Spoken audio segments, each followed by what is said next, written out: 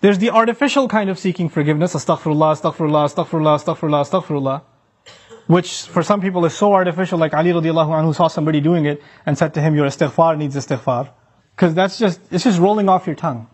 There are some things that keep you and me from seeking Allah's forgiveness.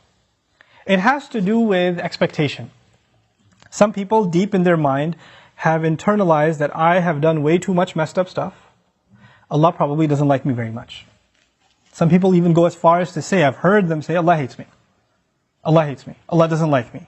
Allah is angry with me. I've done a lot of bad things. I knew Allah doesn't want me to do this, and I did it anyway, and I did it over and over and over again. So I'm basically off of Allah's good books. My prayers don't mean it. And when people internalize that, you know what they do? I'm a bad person. Could you make dua for me? Because I'm disqualified already. So you need to make dua for me. Because I'm hoping at least Allah will listen to you. Maybe I have a chance. Because there's no way He's going to listen to me. You seem to have a much better connection with Allah than I do. Let me take you back, short reminder. Who was the offer made to by Nuh alayhi salam? Nuh alayhi salam was making this offer to one of the most rebellious nations on earth. Continuously rebellious. And he said, if you can just come ask forgiveness, not only will Allah give you forgiveness, He'll open up the world for you. In other words, you don't get to write yourself off. You don't get to say about yourself, I'm too far gone. Seeking forgiveness is not for you, maybe for somebody else, but I'm a lost case. I'm a terminal case. I'm beyond hope. I'm already done for. If anything, my mom will make dua for me. Or this one will make dua for me. And this is where shaitan comes. Shaitan uses that. When shaitan, he takes advantage of the hopelessness of people, and that's one of the doors to shirk. You know that? One of the doors to shirk.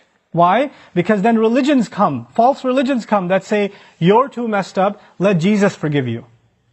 You be good to Jesus, He'll take care of God for you. He'll be in between. Or they'll place somebody else in between. This saint, go to his grave. Go ask him, be good to him, put some chocolate in front of his grave, and he'll ask Allah to take care of your problems. Because you're too messed up. You can't deal with Allah, He's too angry with you. He, however, was in Allah's good book, so you go through him. This is how shirk opens up.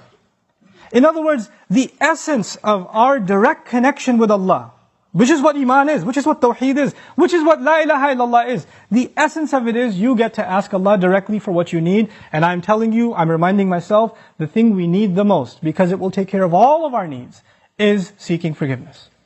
Now, there's a seeking of forgiveness by the tongue, and there's a seeking of forgiveness by the heart.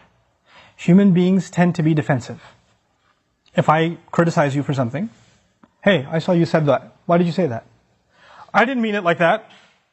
You don't understand what I was going through. Excuse me. You don't even understand the whole story. Hey, I noticed that you did this. You get defensive immediately. بَلِ الْإِنسَانُ عَلَى نَفْسِهِ بَصِيرًا وَلَوْ أَلْقَى مَعَاذِيرًا. Human beings have good view of themselves, but they make lots of excuses. They keep throwing excuses. If you're going to seek Allah's forgiveness, you have to find a time. It doesn't matter if you don't know Arabic, and you only know Punjabi, and you only know Bangla, or Bahasa, or English, or Urdu. It doesn't matter. You speak to Allah, and you genuinely admit to Him what you've done wrong, and don't make excuses. It's really hard to do that. Because even when you stand in the mirror, you lie to yourself. You tell yourself, I'm not that bad.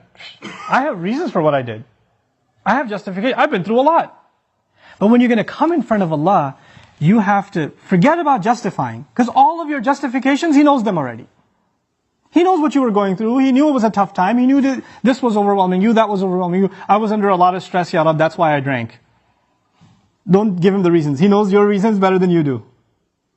You need to come to Him openly, without any filters, without any hesitation, with no guard, with no shame. You're embarrassed to even admit this to anyone until you completely, openly admit to Allah how messed up you've been and how you've messed up. Completely openly. And as you do it, let me tell you, as you start verbalizing those things, I would be hard pressed to think tears are not going to roll down your eyes. It's impossible for a human being to open up so vulnerable before Allah, before anyone, and especially Allah, to open up so much and then not believe, not have tears roll down their eyes. Because it's a moment of weakness.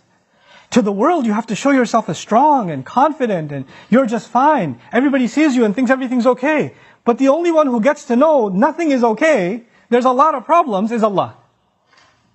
You have to open up to Him completely, and then you're going to be in a position to ask for forgiveness.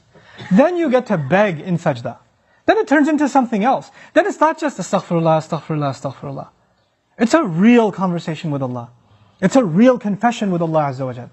That's a powerful, powerful thing. Try it for yourself. You have to find time alone to yourself. You have to make sure nobody else is listening.